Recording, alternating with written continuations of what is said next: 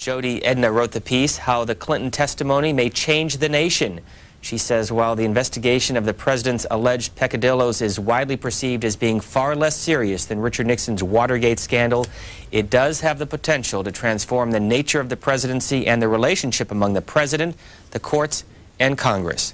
This is what the headline looks like this morning on the front page of USA Today. A new survey out says the public is ready for the truth. And this morning, a story that we'll be spending a fair amount of time talking about is on the front page of the New York Times. It's also on the front page of the Baltimore Sun from the New York Times wire service, and it's this headline: the president weighs admitting he had sexual contacts.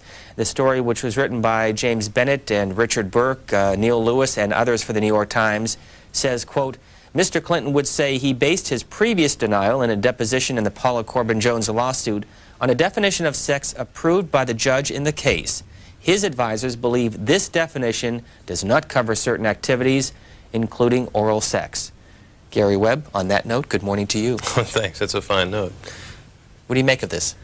I think this is the most bizarre story I've ever seen. I mean, this is going into definitions of sex now. And to have the president be questioned about what he thinks sex is just astonishing to me. I mean, you read the definition in the New York Times, and we're getting down to things like touching genitalia and touching anuses and things like that. And I'm sorry, I'm glad I hadn't had breakfast yet before I read that story.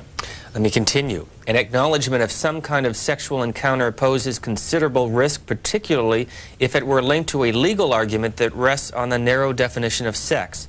The New York Times goes on to say this morning, but Mr. Clinton's advisors have said it poses a greater risk to tell anything less than the truth to a grand jury about sex with Ms. Lewinsky. It is not clear how precisely Mr. Clinton has described his relationship with Ms. Lewinsky to his lawyers. My question to you is, how does the New York Times get this information? Who's talking? It's the same way that the Washington Post gets the information. If you look at the Washington Post story, it's a very similar story. And the people that are talking, obviously, are the people that are close to Clinton. The question you have to ask yourself when you see a story like this is this real, or is this a trial balloon that's being floated now to see how the public's going to react to it?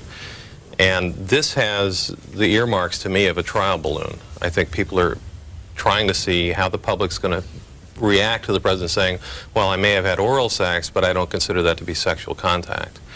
Before this program began, I was going to ask you why this story is not on the front page of the Washington Post. The early edition does not have it on the front page, but the later editions has this story by Peter Baker that says, counseling a narrow admission of sex. Based on that, could you assume that the Washington Post received this after the first deadline of its early publication? No, what I would suspect is that people saw the way the New York Times played it and remade the front page to put their story on the front page as well. We'll be talking with Gary Webb for the next hour and also discussing his latest book called Dark Alliances. But first, Garden Grove, California, on our liberal line. Good morning to you. Good morning. What are you reading today? The LA Times. And do you have a copy of it in front of you? Is it? I know it's early. No, it's in the other room. But I'm calling in regarding the upcoming testimony in the Clinton-Lewinsky matter. And I don't know, I mean, I've seen the tenor of the news sort of change in the last couple of days, and suddenly people are talking about, oh, this is getting real serious, and et cetera, et cetera. And the president hasn't changed his stance. And I think, you know, it's turning into a big showdown, and Clinton is heading right into it. I think the pressure is really starting to come down on Starr now. I mean, if Clinton really didn't have a relationship with this woman, I mean, it's going to be just a tremendous in-your-face political victory for Clinton. I mean, it's going to put this entire political charade on the center showcase. And even if he did, it should be a pretty simple thing for him to defuse. And after everything that we saw, starting with Quayle and then Rush Limbaugh, and all the tremendous political attacks and everything, it just cracks me up that here we are in 1998, and the biggest feather in the Republican cap is this little sex scandal that they have going with Clinton. Thanks, caller. We'll get another view from Little Rock, Arkansas, on our conservative line, reading the Arkansas Democrat-Gazette. Good morning. Good morning. I love C-SPAN, sir. This morning in our paper, we have an editorial by Meredith Oakley where she samples some of the opinions from different states concerning Hillary Clinton's statement that Clinton's troubles, the president's troubles, is because of an anti-Arkansas bias.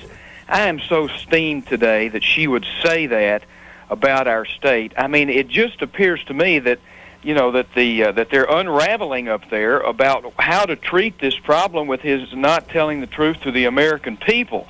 It has nothing to do with an anti-Arkansas bias.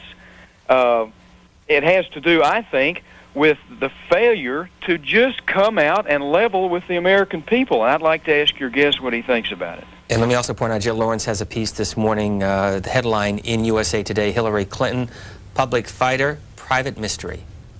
Well, I think the most significant story in the last couple of days has been the admission by the Star people that their final report may have absolutely nothing to do with Whitewater.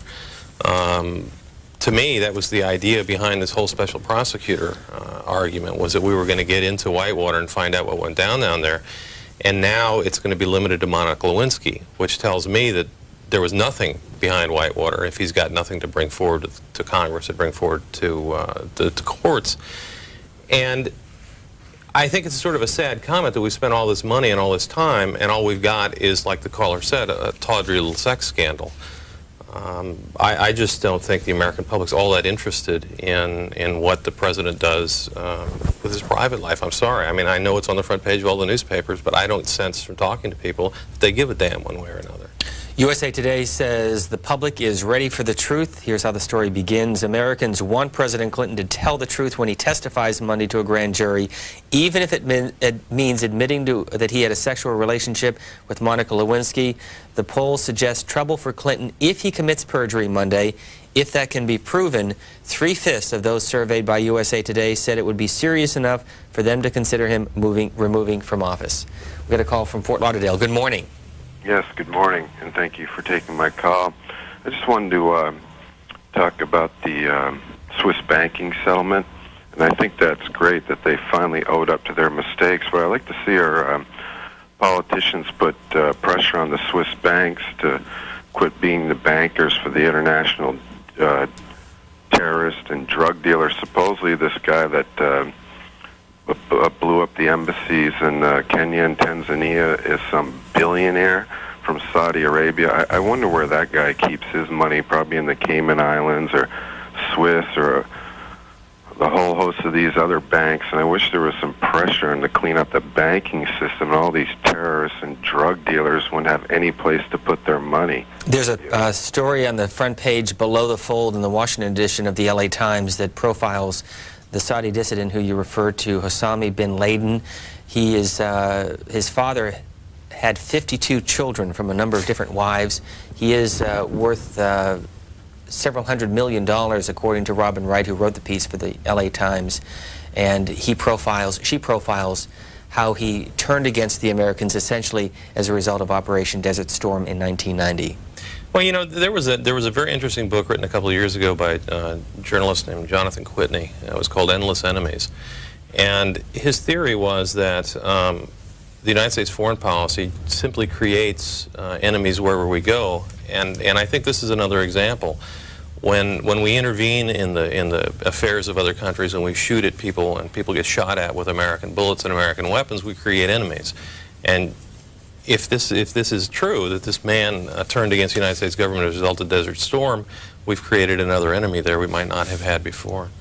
Two things related to this. An editorial cartoon in the Washington Times has a caricature of President Clinton. Hello, Saddam. What you doing this Sunday? And the headline in front of him, President to testify on Monday. What do you make of that? What's your reaction? Well, it's the old wag the dog story. You know, you get in trouble, you start a war. And that's the way I read that cartoon. And the New York Times editorial this morning, Saddam Hussein makes his move. The editors of the paper say two international inspectors who know the most about Iraq's efforts to create new weapons of mass destruction have raised an alarm that President Clinton and other world leaders must not ignore. The editorial concludes that he, the president, must not let these and other matters prevent him from dealing firmly with a crisis in Iraq that grows more dangerous by the day. Yeah, and there was another story you were going to talk about a little later along those similar lines about the problems in Russia that are sort of being diverted and swept under the rug while we concentrate on whether or not oral sex is sex. I think it's an excellent point. Michael McFaul, who is a fellow at the Hoover Institution and also a professor at Stanford, has a piece this morning. It's called Perspective on Russia. It's on the op-ed page of the LA Times. The headline is, "Forget about Monaco, it's Moscow, and the stakes are global." Let me just read you 2 or 3 sentences from the piece. He writes, quote, "By this time, Russia very well may be down the throes of a major market meltdown, which in turn might trigger political upheaval on a scale similar to Indonesia. Different from Indonesia, however, Russia still has 10,000 nuclear weapons. The gravity of Russia's crisis makes this September summit one of the most important foreign policy missions of the Clinton presidency and an event of much greater importance than his grand jury testimony." By the way, there's a story on the front page of most newspapers about the financial situation and Boris Yeltsin, who as of now is saying that he is not going to devalue the ruble. Michael McPhail concludes this morning in the LA Times by saying, "No one has greater interest in promoting the consolidation of democracy and capitalism in Russia than Bill Clinton. If Russia eventually succeeds in becoming a member of the international community of democratic states, President Clinton will secure his place in history as an important foreign policy president." Yeah, and that's the point I made earlier. There are a lot more important things going on around the world that we're reading nothing about because the news media is consumed with this Monaco story. And this is Michael Wine's piece. Just a quick headline. "Stock and bond prices drop in Russia as investors bolt."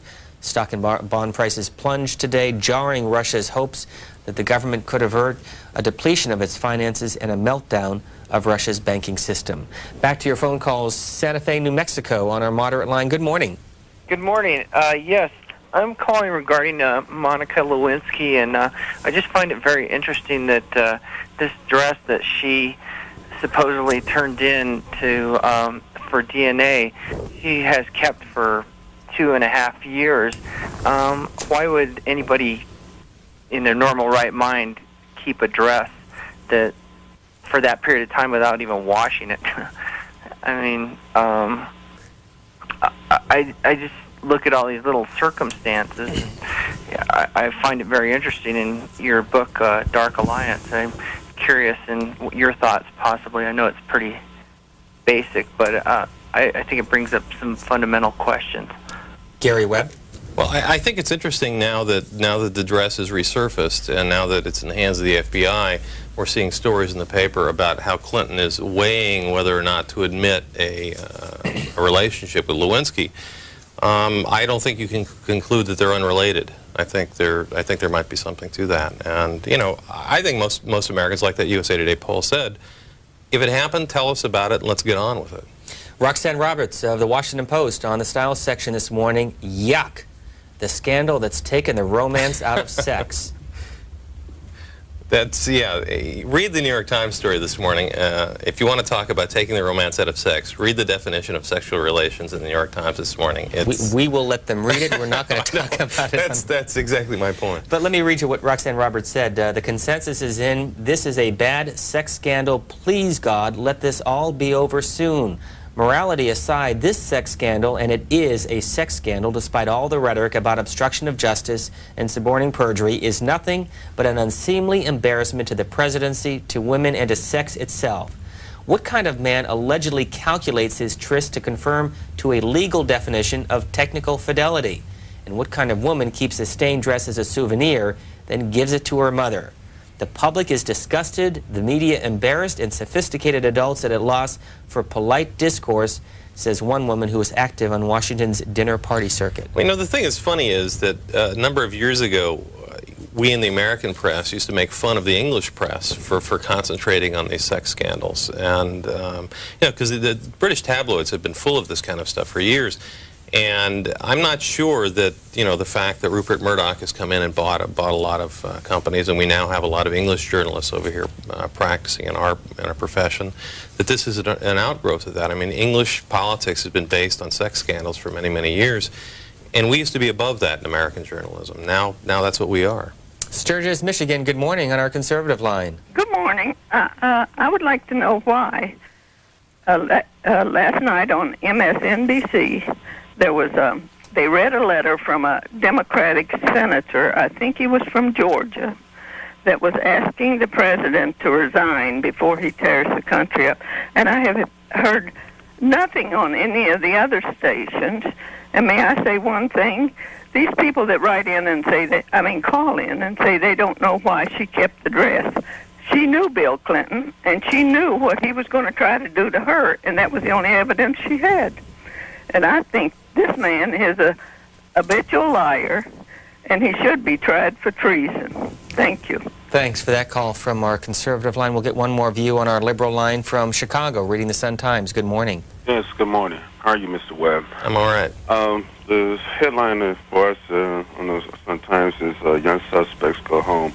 That's about the 2 young boys involved in the killing of the 11-year-old girl. That's an important story, but I want to, since you're on this morning, Mr. Webb, I want to talk about how a lot of what's in the media correlates to what I think that happened to you and your story that ran in the Mercury News. When I was growing up in the 60s and 70s, they were telling us, well, don't trust government, and to be suspect of what the government tells you. And I think that now we've gone beyond there to where now we can't trust all the time what the media is telling us. It seems that there's reason to question if the media is being dupes of some power who wants to manipulate what the public thinks. Your story that ran in the Mercury News, they totally went out to try to discredit you. And I didn't believe it when they did it. I know what you were saying in your story, and they accused you of saying that the CIA was selling drugs, which I don't believe that's what your story was saying. But this is the way that they went about discrediting you so that your story wouldn't have life, and it was an important story. Thanks, caller. I'm going to stop you there because we're going to spend a couple of minutes next talking about this book and his background in San Jose. But you brought up the earlier point about the headline of the Sun-Times on the case involving a 7- and 8-year-old boy, and I just want to give him an opportunity to respond to that, and then we'll talk about his book. That is really a tragedy. I mean, I have never seen a case, and I don't think anybody else has, of 2 children. I mean, these are infants basically killing a girl. I think it's a sign of the times. I think it's a very sad sign of the times when you've got children killing other children now. And the previous caller from Michigan said that she knew exactly why Monica Lewinsky kept the dress. Did you want to respond to that? Boy, I don't know why. I don't know why at all. Our guest is Gary Webb. He is the author of this book called Dark Alliance, The CIA, the Contras, and the Crack Cocaine Explosion. What led to this? I had been covering the drug war for the Mercury News for a number of years, and this was an outgrowth of a story that I had done about the state of California's asset forfeiture program, which is a program where if the police believed you were a drug dealer, they could come in and take your house and your car and your money without even charging you with a crime. And I had been doing stories on that, and a young lady in Oakland had read one of them and called me up and put me onto a story about her boyfriend, who was an accused cocaine trafficker who had that happen to him. He had his property taken away. Danilo Blandon? His name was Rafael Cornejo. It turned out that the key witness against him for the federal government was this fellow, Danilo Blandon, who had been a leader of the Contras in California in the early 1980s and had been a huge cocaine trafficker in his own right. And when I got into investigating her boyfriend's case, I came across Blandon, and I came across his involvement with the Contras and his involvement ultimately with a major crack wholesaler in Los Angeles named Freeway Ricky Ross. And so I did a series that said that the crack market in South Central Los Angeles had been created in the early 1980s with the help of this Contra drug ring, and showed how once crack got hold in South Central and once the gangs got a hold of it, it was spread from South Central to other cities in the United States. And it ended up being a huge controversy. You begin by talking about the Somoza family and the allegiance that the family in Nicaragua, the ruling family, had with the U.S. government for more than 40 years. Right. And then you write that the Americans wanted him to disappear. What happened? Well, he became an embarrassment to the American government. His army, the National Guard, was committing human rights abuses. And remember, this was during the Carter era, and human rights were big on our agenda at that time. And so they came to him and said, this has gotten out of hand. You need to step aside. We need somebody else to take over. And at that point, they were still trying to salvage the American government's relationship with Nicaragua. Obviously, at that point, it was too late. And the Sandinistas came in and threw everybody out. And what happened was a lot of the men close to Somoza, a lot of the men from his army came to the United States because we had been allies with them for a long time. And among this flood of political exiles were these two major cocaine traffickers who set up a drug ring along the West Coast and dealt tons of cocaine in the United States for many, many years while the U.S. government was aware of it. So connect the events that began with this and then led to the series in the San Jose Mercury News, and you write about Howard Kurtz of the Washington Post, who you had a conversation with, claiming that the Mercury News was trying to suppress the story or parts of the story. This was afterwards. After the series came out, my story and myself were attacked by the Washington Post, the New York Times, and the LA Times for drawing conclusions that were unwarranted, essentially. And after the counterattacks and the media started, the Mercury News sent me back down to Central America. My partner George Hodel and I wrote another series of stories that essentially took the knowledge of this drug ring even further in the United States government. The Mercury did not print those stories, and Howard Kurtz called me up, and I mentioned to him that there were additional stories that we had written that the Mercury News was suppressing, and he did a column about it in the Washington Post. Why did they suppress it? At that point, you know, they had been beaten up for about 9 months by the mainstream media, and at that point, the decision was made: either we go forward with this story and we get beaten up some more, or we back off of the story and it goes away. And what they decided to do was back off of it and go, and you know, similar to what happened with the CNN Tailwind story. Pursuing it would have created a huge controversy. Backing away from it created a minor controversy at the time, and now the story's gone. It's off the radar screen. So who's the Dark Alliance with? The Dark Alliance referred to the allegiance between these Contra drug traffickers and the gangs of Los Angeles, who were their main customers. And who are the Contras?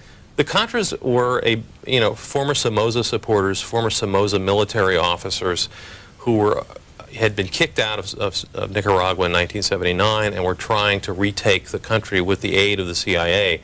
And the one thing that's important, and a lot of people don't recall because this is ancient history, you know, it happened 15 years ago, was that the Contras were a creation of the CIA. And so when our story came out saying that the Contras were dealing drugs in Los Angeles and elsewhere, and that these drug traffickers were meeting with CIA agents, a lot of people took that to say the CIA created the crack epidemic, which is clearly not the case. And I spent a great deal of time in the book talking about how crack was on its way at the time this happened.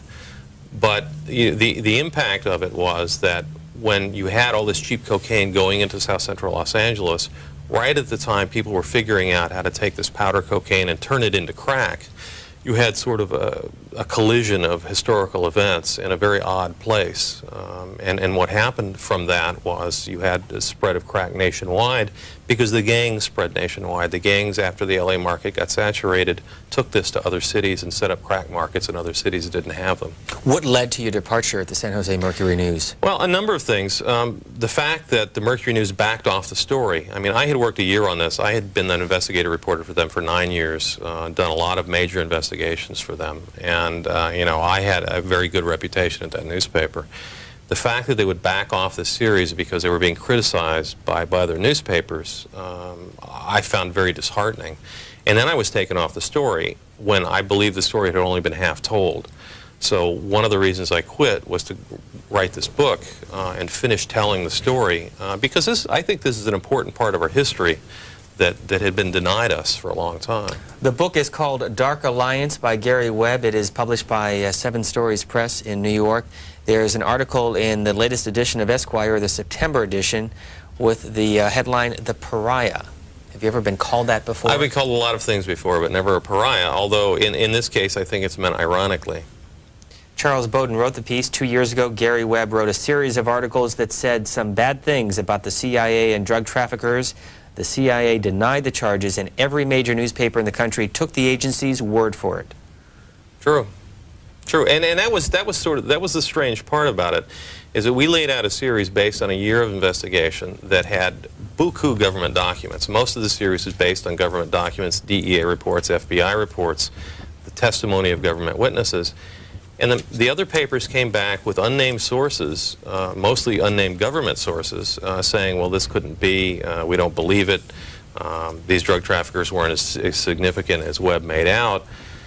And that was it. And at that point, the series was viewed as discredited because unnamed government sources told the Washington Post that they didn't believe it. So, you know, I think this is an interesting lesson for the press. And I think what you've seen as a result is the sort of CNN tailwind fallout now that investigating covert CIA operations, investigating the CIA in general, is now off limits to the press unless you have what Ted Turner called proof beyond a reasonable doubt, which when you're talking about covert operations, you're never going to find as a journalist. So from where you sit, who was telling the truth? CNN, the producers who were fired or let go, or the CIA? I think that it's still an open question.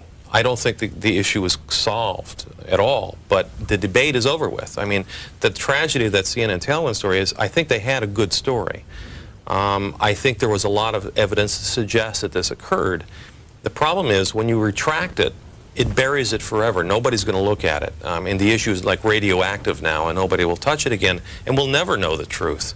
I mean, if it's not true, there's ways to find that out. And I think the CNN story was significant enough to warrant congressional hearings. I mean, if you've got incidents of nerve gas being used against American defectors, that's something Congress should be looking at. What are you doing these days?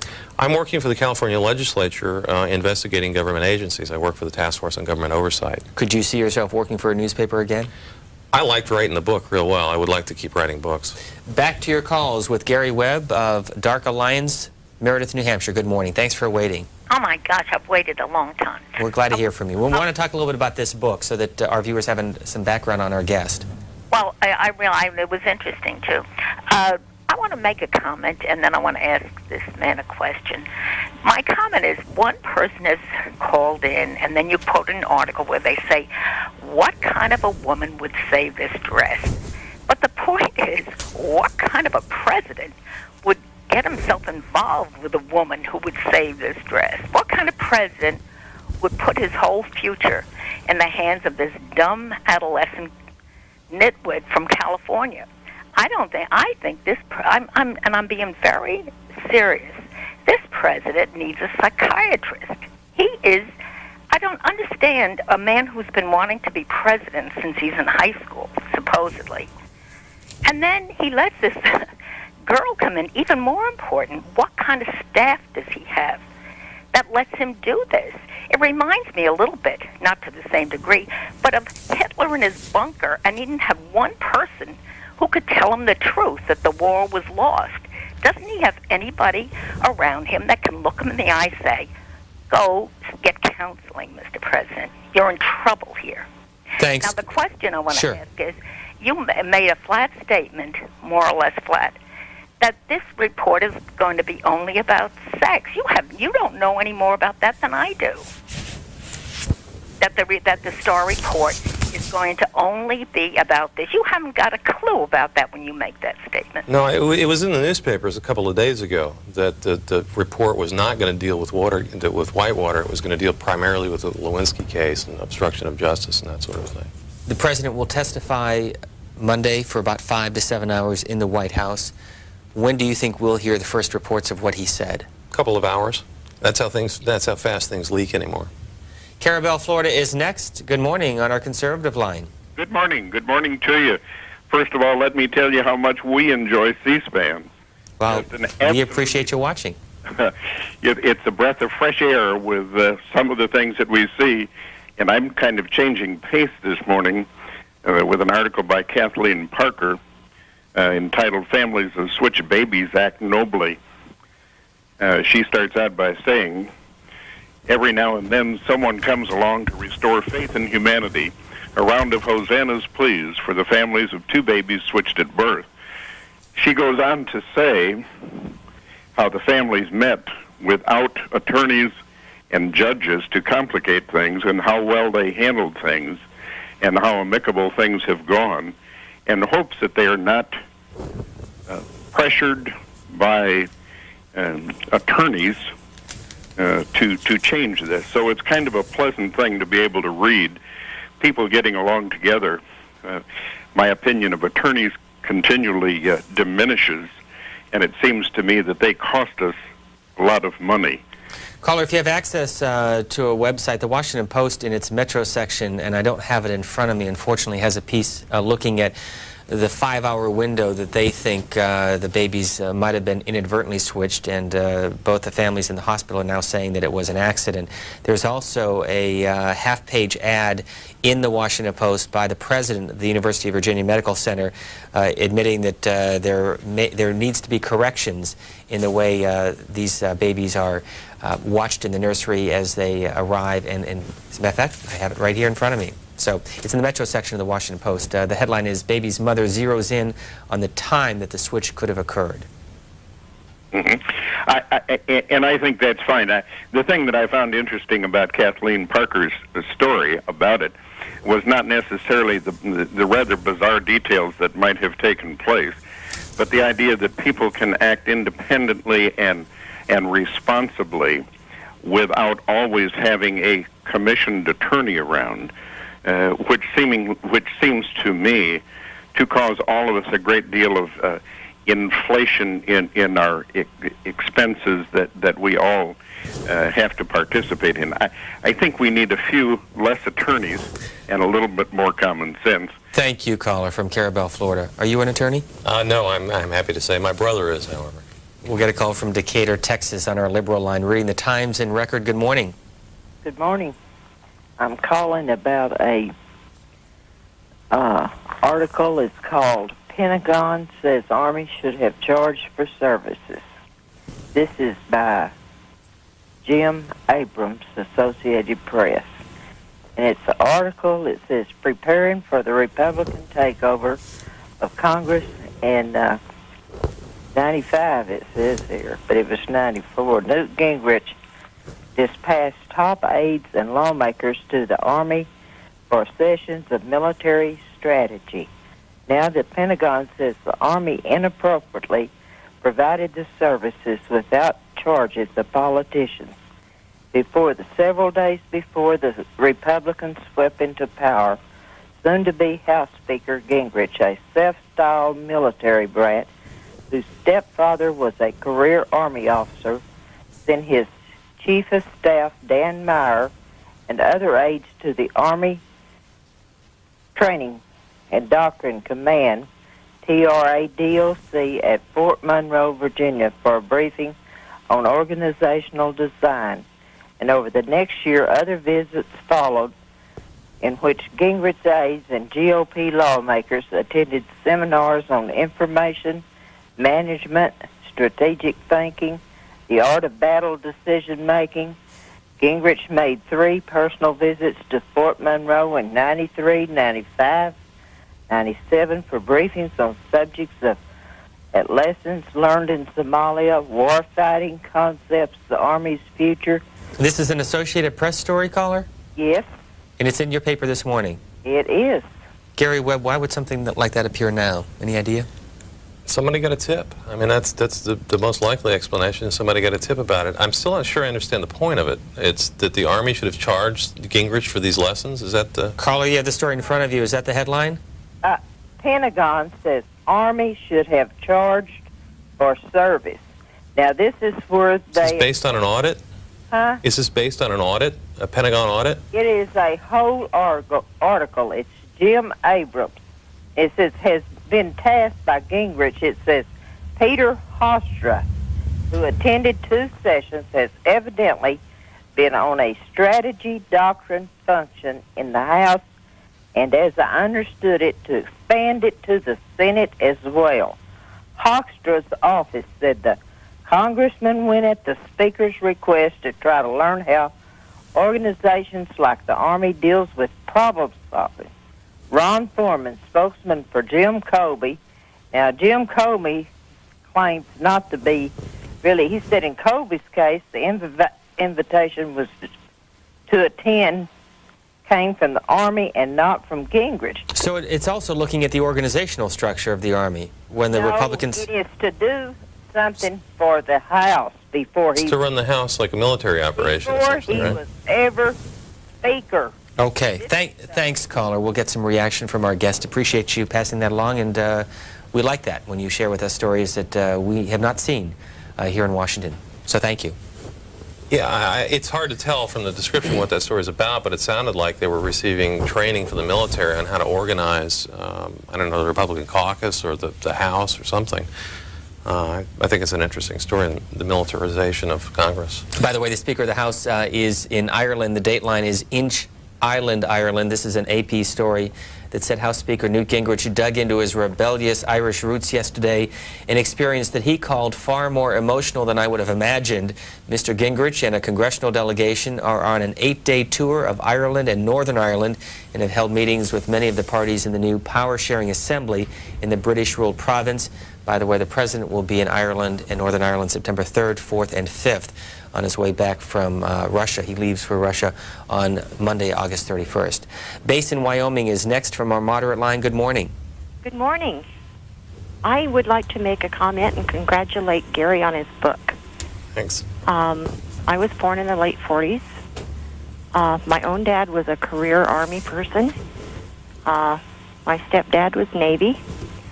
And, you know, I just feel like the CIA answers to no one. And it's about time somebody took them to task regardless.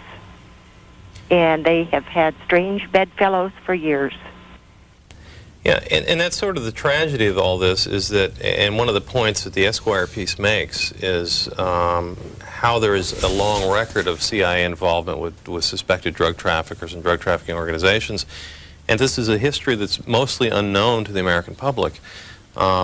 What I tried to do, and I think we could have done it better in the original series, was show that this situation involving the Contras in Los Angeles dealing dope to the gangs was not an isolated incident. It wasn't an aberration. There have been reports of CIA involvement with drug traffickers all the way back to the secret war in Laos.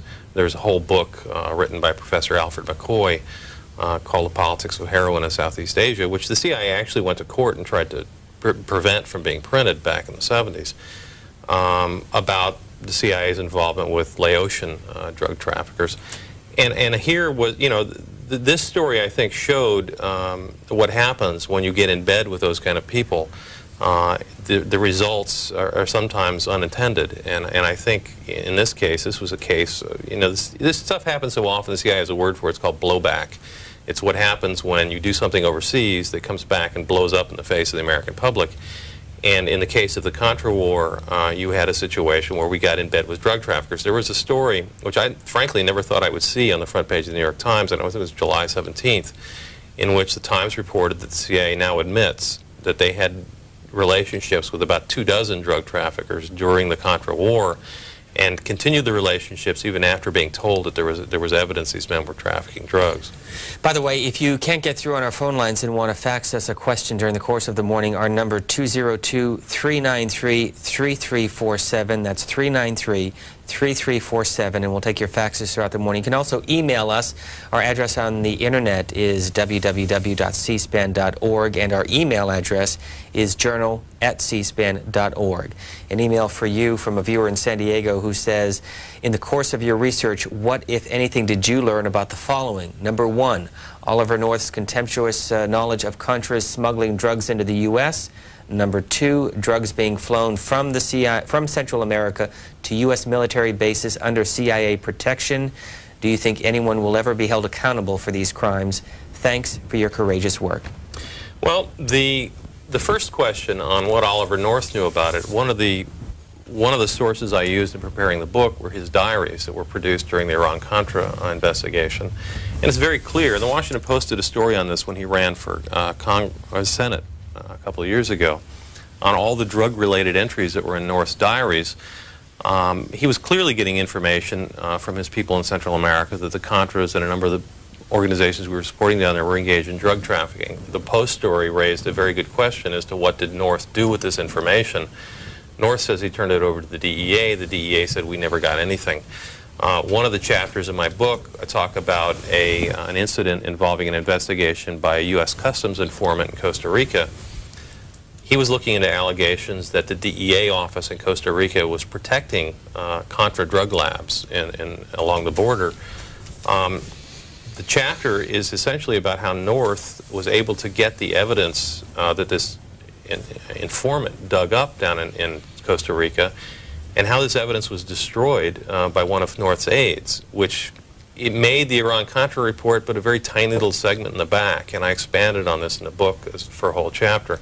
The second question about drugs being flown from Central America to U.S. military bases, this was evidence that we found in a court file in Nicaragua. There was a drug case down there in 1992 in which a government witness said that this drug ring was using a military base in El Salvador and loading cocaine on Salvadoran military aircraft, and these aircraft were flying into an air base near Fort Worth, Texas, and unloading.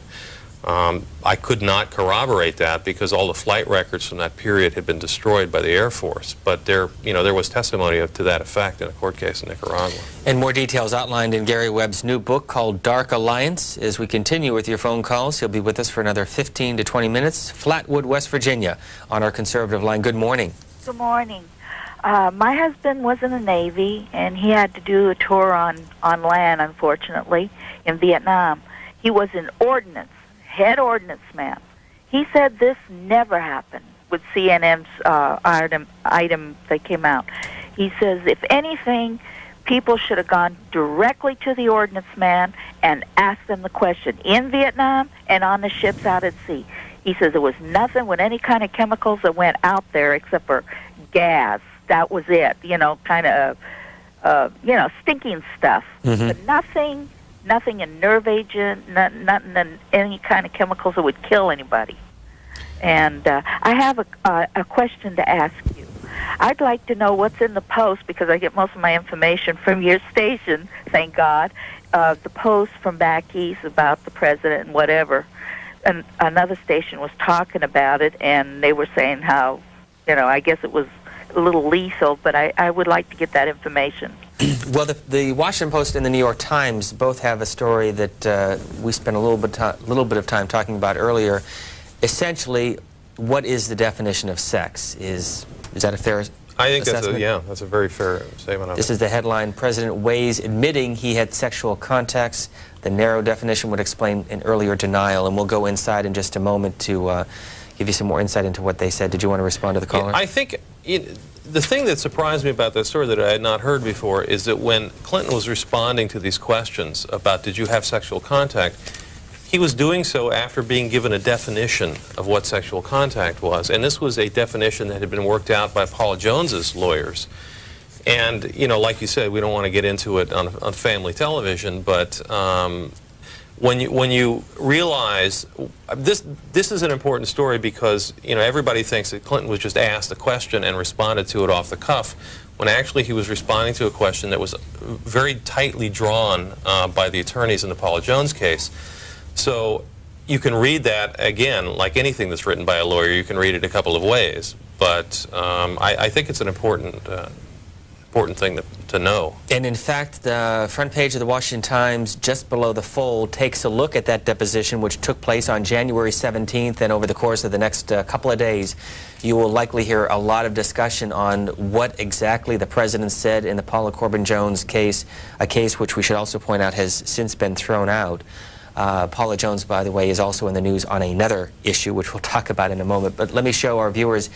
He said 267 times, I don't remember, I don't know, I'm not sure, I have no idea, I don't believe so, I have no recollection, I can't say, I can't remember, to the best of my knowledge, I honestly don't remember, that's all I know, I just don't know, I really don't know, I can't deny that, I have no memory of that at all. Well, I don't know if that tops Ed Meese's record before the Iran-Contra committees. I think Meese had it 300 times or so. And Paula Jones in the news. We'll show the pictures to our viewers, the before and after. This, according to Names and Faces in the Washington Post. It's also in the New York Times, USA Today, and probably in your hometown paper as well. She had a nose job, plastic surgery. All right. That's fine. There's an even bigger picture this morning in the Washington Times. It's called Paula's New Look, and the picture is from ABC. I like it, don't you? I like her new look. I'm going to go on to another call. Key West, Florida. Good morning on our liberal line. Good morning. Hello. Oh, hello. Good morning. I'd like to draw a parallel between the author's book, Dark Alliance, and a previous book written in 1972 called The Politics of Heroin in Southeast Asia by Pulitzer Prize winner Alfred W. McCoy. And he details U.S. government involvement in the drug trade all the way from before the Boxer Rebellion through Lucky Luciano's release from prison to reorganize the Corsican Syndicate and its the CIA involvement in Vietnam.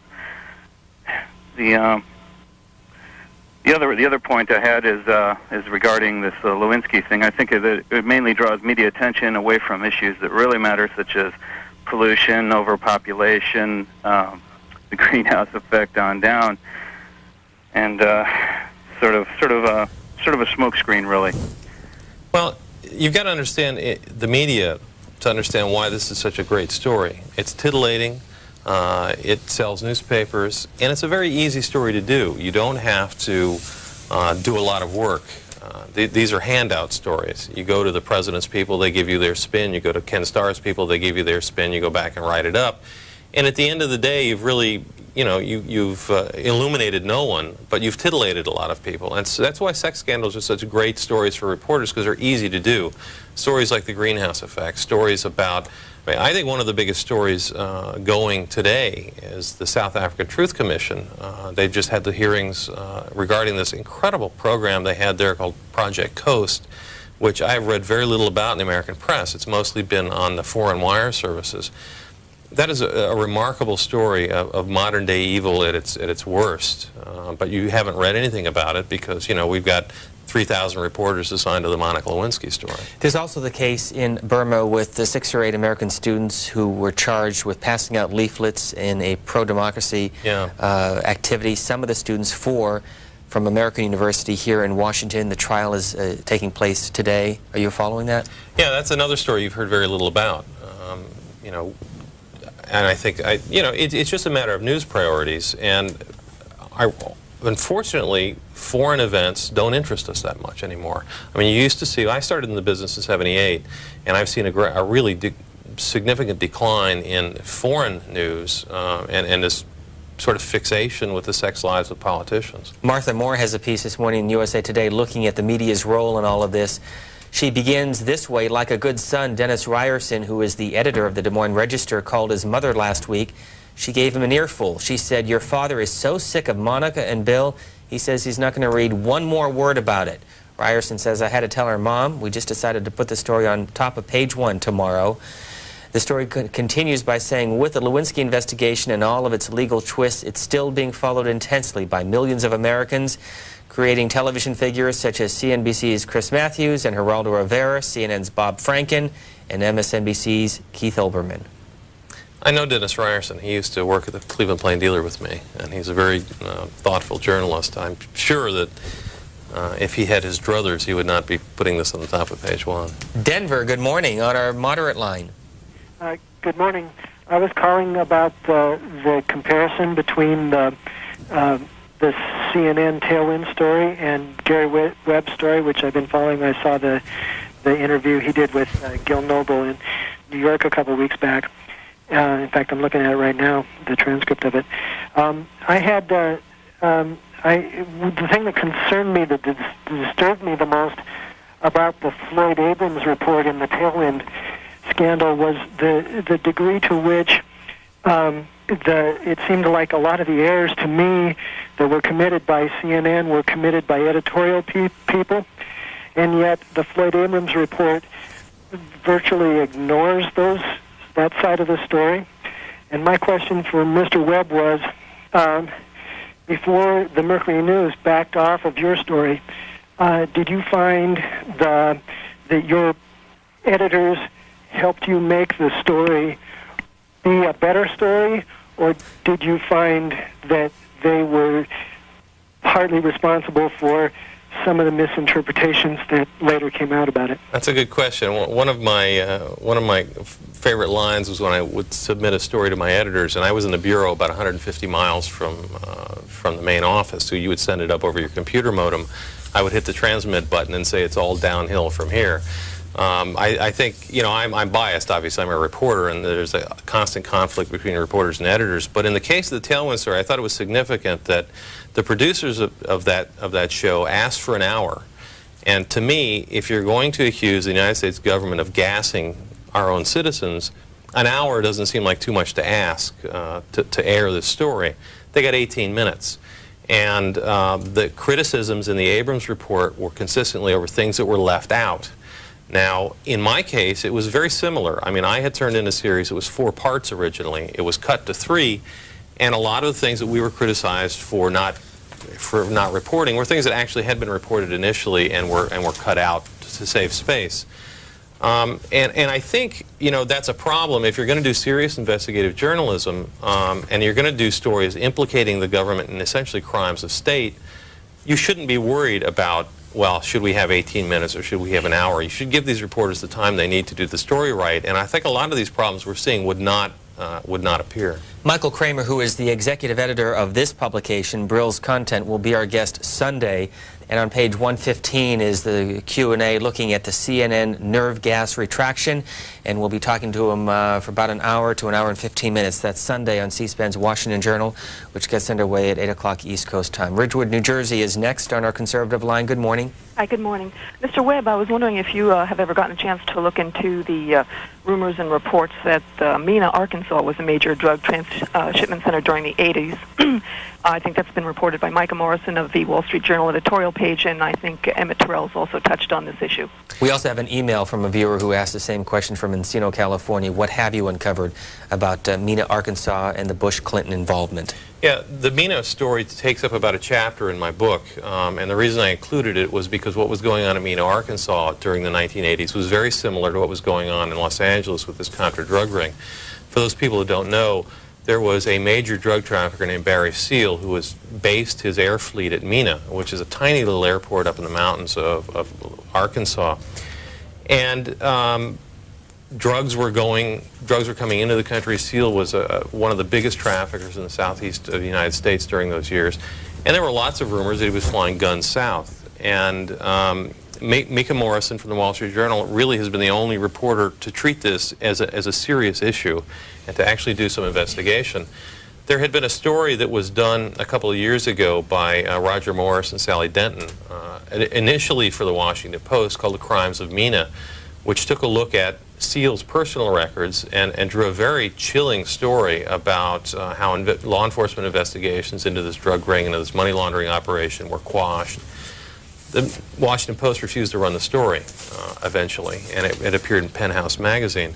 But this is another story that the national media has sort of blown off as some wacko conspiracy theory.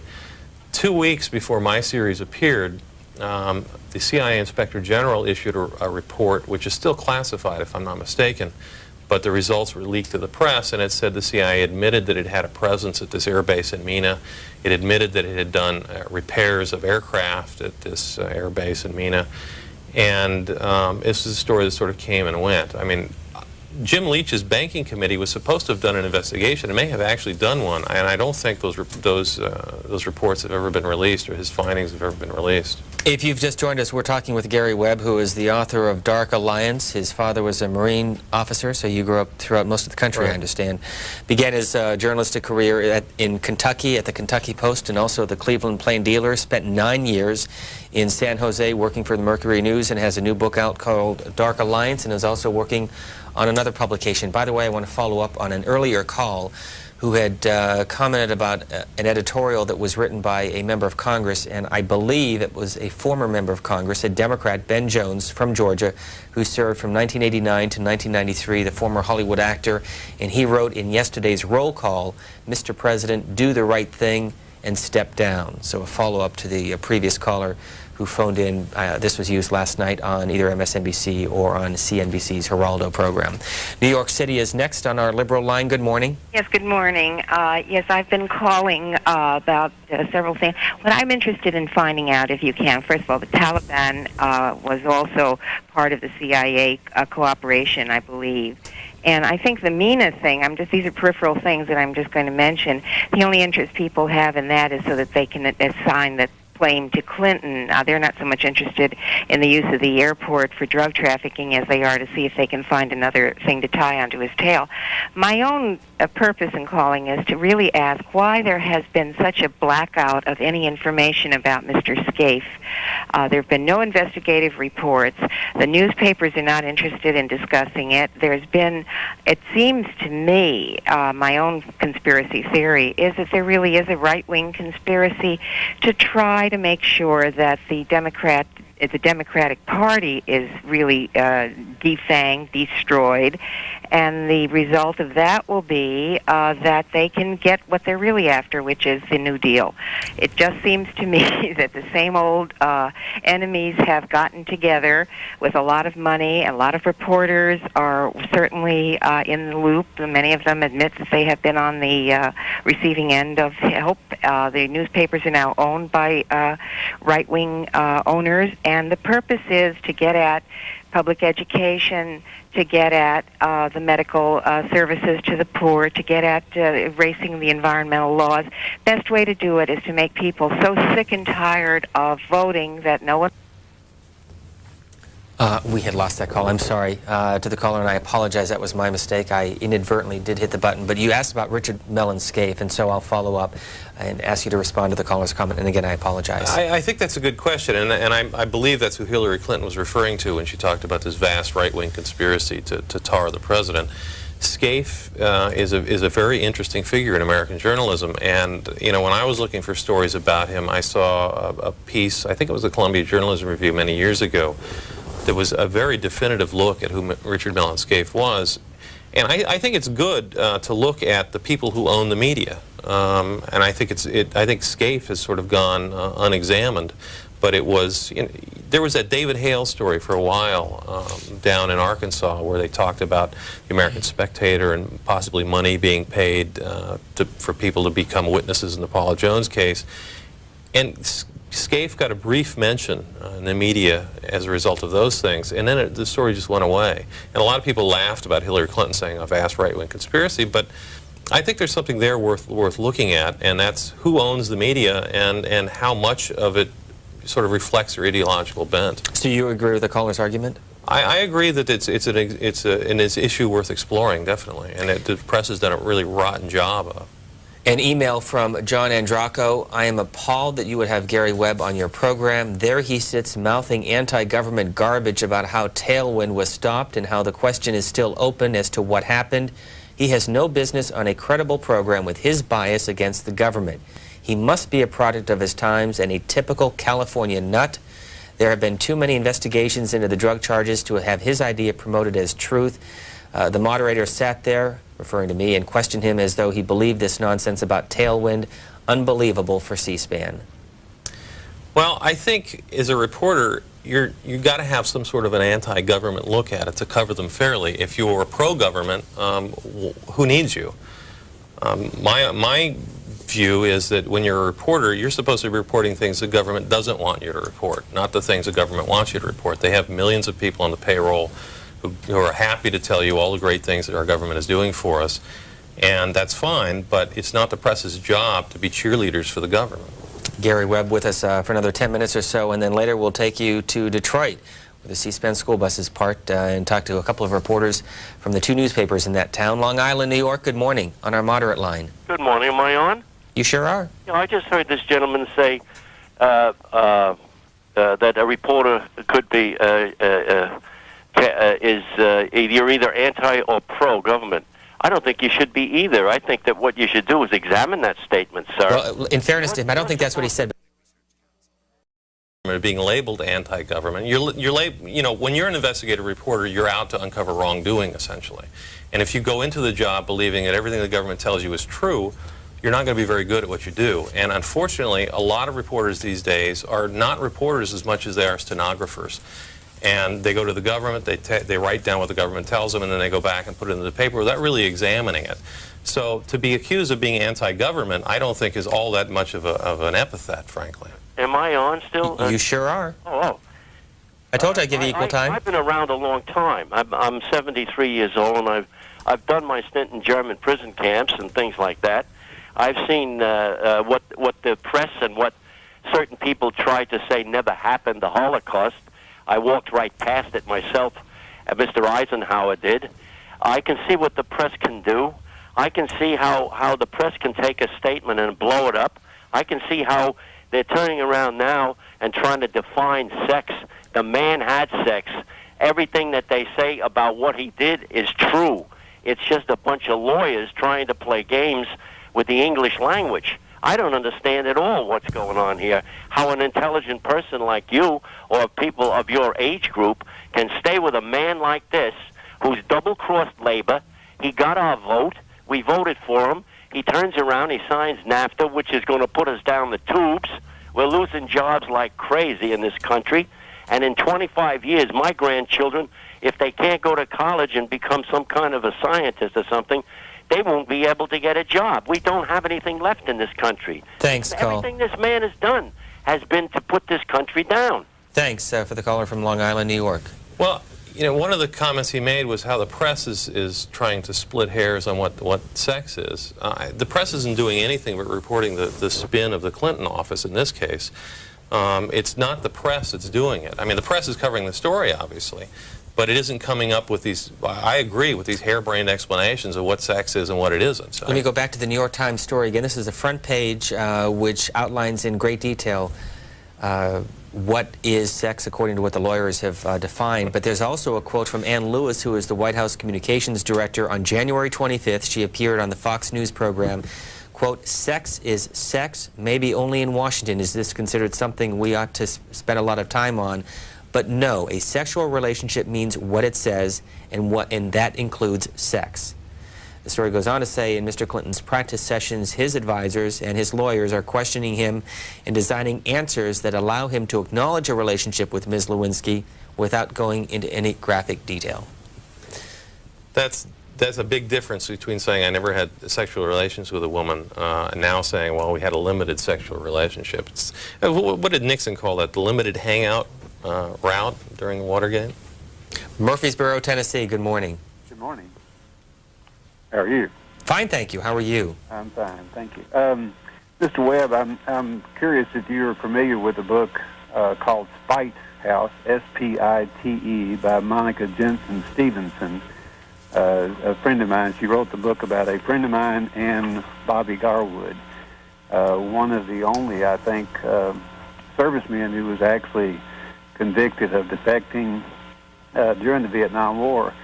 And one of the things, in one of the chapters they discuss in there was related to the use, or let's say the service going after defectors, not necessarily the use of nerve gas, but certainly in a vicious way to take care of them without due process. And of course, all of us know that sometimes under UCMJ, that due process is often set aside. I mean, it's a way that the service deals with things. So I'm just curious if you're familiar with that book at all. Yeah, I have not read it, but I'm familiar with the book you're talking about. And I believe Garwood was on a national radio program the other day talking about what had happened to him.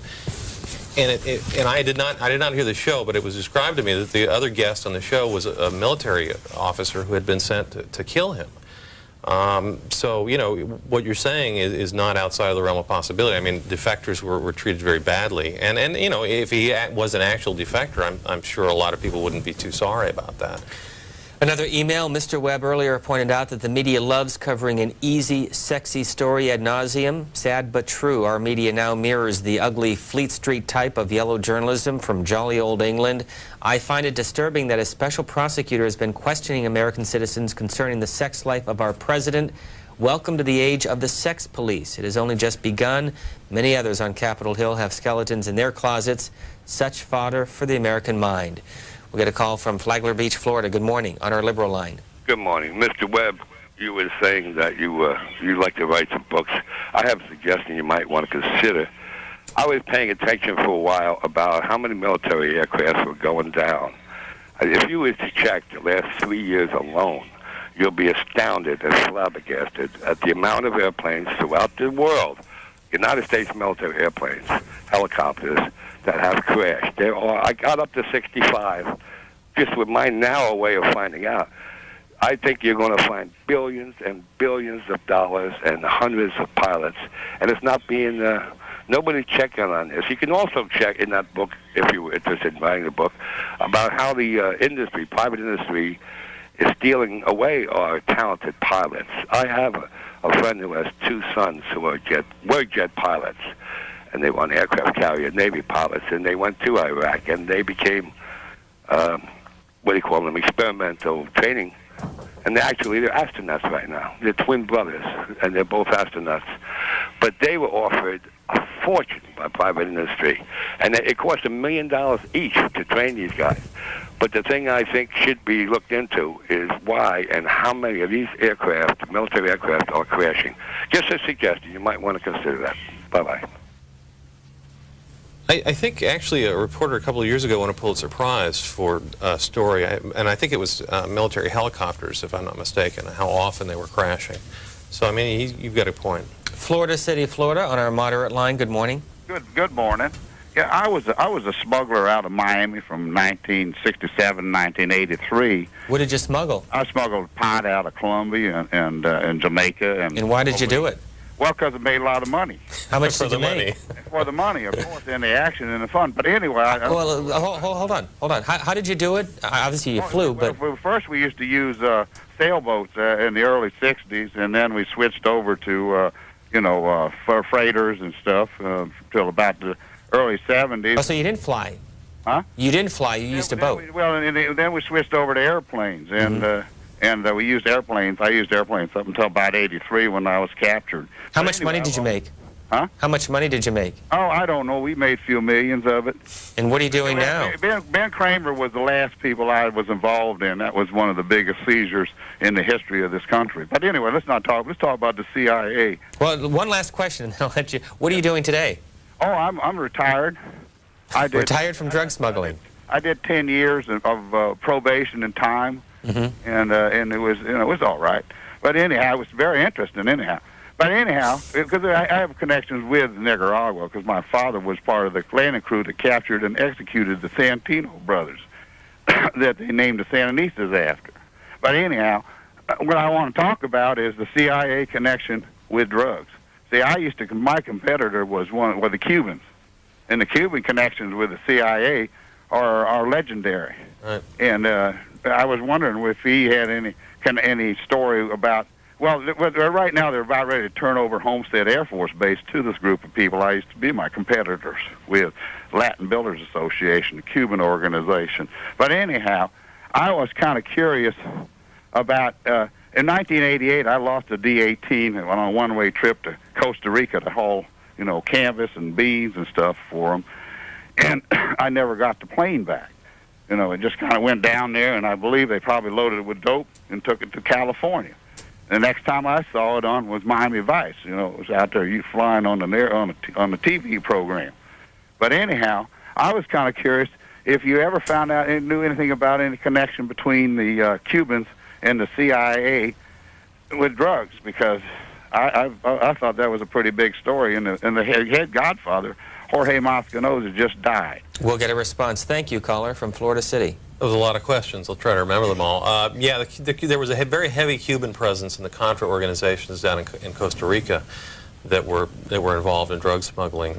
There was actually a company called Frigoríficos de Punta Arenas that was based in Costa Rica. It was a shrimp importing company that was owned by Cuban-American drug smugglers, and they had a State Department contract to haul supplies to the Contras. So you're right. I mean, there was a very heavy Cuban presence down there, and I'm trying to remember some of the other questions he had about.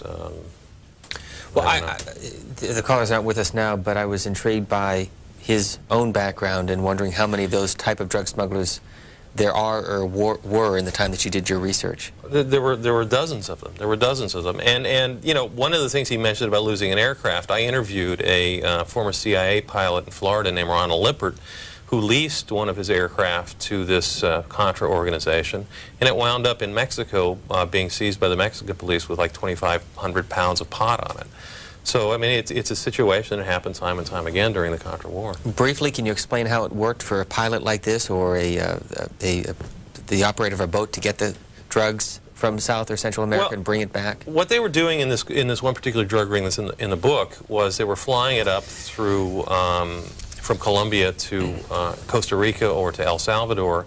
It would be offloaded from smaller planes onto either military aircraft in San Salvador, or it would be flown up, and in that case they would be taken to this base outside of Fort Worth. At least that's what the evidence suggested.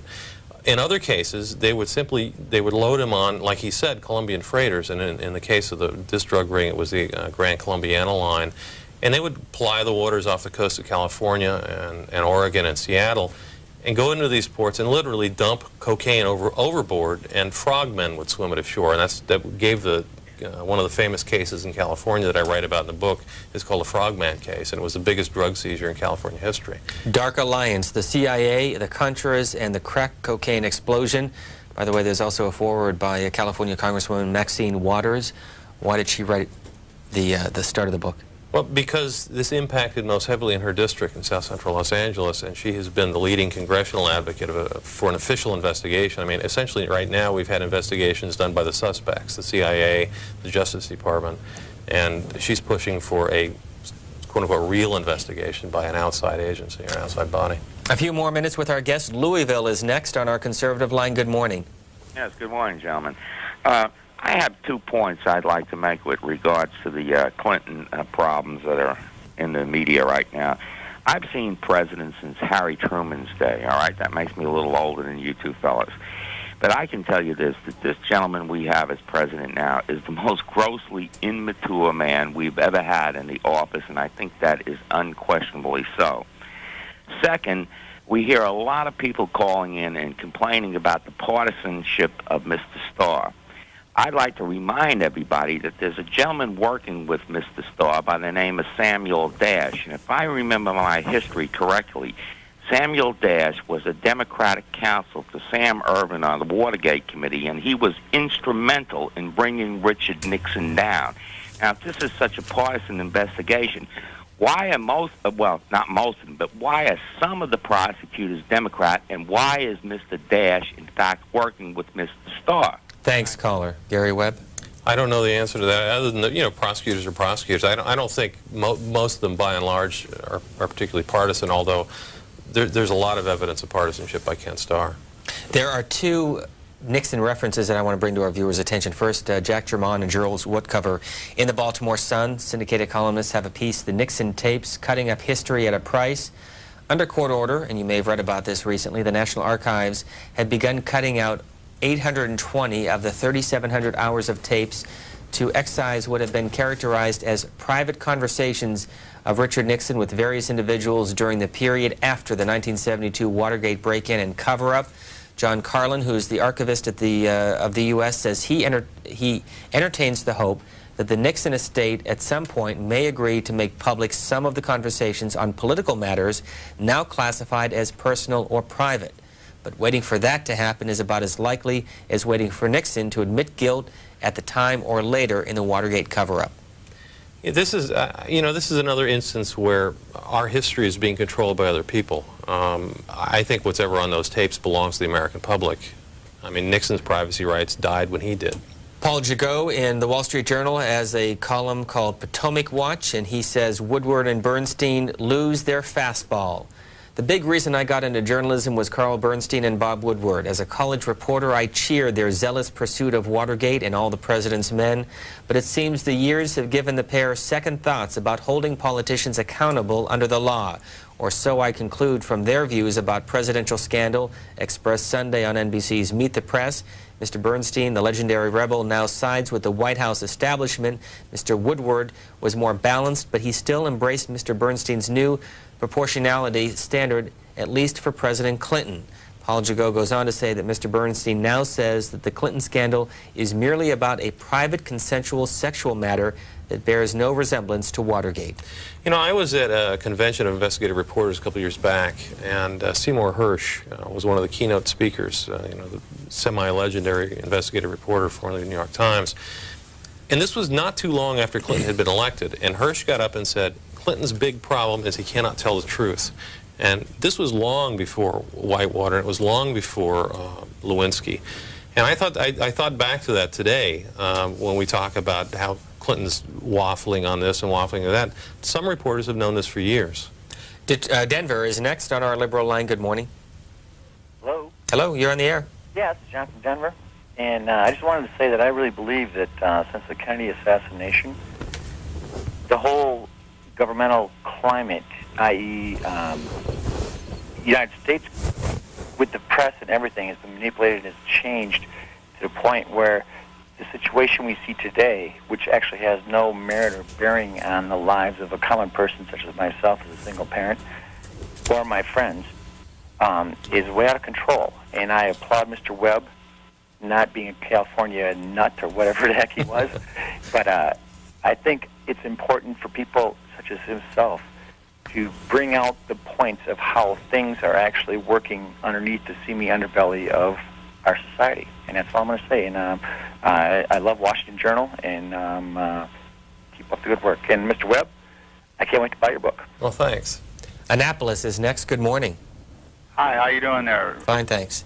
I was just listening to your program this morning, and I wanted to say to Mr. Webb, a couple of people come to mind when you talk about the CIA and drugs. Henry B. Gonzalez, when he was in the House of Representatives, Noriega, George Bush, when he was director of the CIA, Bill Bennett as a drug czar, and I also read a lot of Noam Chomsky, and so I don't really think you're that far off the mark, sir. There's compelling evidence to support your theory. Well, if you look at the book, I've got 70 pages of source notes. Like I said, like the series, most of the book is based on the government's own documents and the testimony of government witnesses. Now, you can argue that, well, this wasn't official CIA policy, which a lot of people have argued. I will point out that at the House Intelligence Committee hearings in March, the Inspector General of the CIA, Frederick Hitz, disclosed that there had been an agreement signed in 1982 between the director of the CIA, William Casey, and the former Attorney General, William French Smith, which allowed the CIA not to have to report incidents of drug trafficking by its agents and its assets. And I think, you know, that sort of eliminates the question as to who knew what when you've got the chief law enforcement officer of this country and its top intelligence official agreeing, sort of making a gentleman's agreement that the CIA doesn't have to tell the Justice Department when its agents and assets are drug trafficking. You've got a serious problem there. And I think the most shocking thing to me and to the members of the Congressional Committee was the fact that this agreement stayed in effect until 1995. So you had 13 years there where the CIA did not have to report drug trafficking by its people. How long has the book been out? It's been out approximately a month and a half. And the reaction? The reaction has been very favorable. I mean, even the Washington Post, which is a very strident critic of the series, gave it a fairly positive review last Sunday. And where will this all lead? What's going to happen as a result of this book? Well, I'm not sure anything will happen unless Congress has the will to lift these rocks up and look under them. And the last serious investigation we've had of the CIA happened during the Pike Committee and the Church Committee in the 70s, and the agency took decades to recover from those. I'm not sure Congress has the will to look at what they've been doing since then. And finally, based on some of the calls and what you have alluded to in the last hour or so with the CIA, have you had any reaction from the government, from the CIA, or anyone involved in what you have been investigating as a result of this book? Well, like I said, the CIA has finally gotten around to admitting what a lot of people knew back in the 80s, that a lot of the Contras were drug traffickers and they didn't do anything about it. And I think that's a giant step forward when we talk about, you know, being accountable and having accountability to the public. But you personally? Oh, well, I lost my job at the newspaper. I'm not sure the CIA had anything to do with that, but, I mean, the repercussions on myself. And my partner in Nicaragua was getting serious death threats. He finally had to leave the country. The book is called Dark Alliance. Our guest for the last hour and 15 minutes has been Gary Webb. Thank you very much for joining us. Thanks a lot.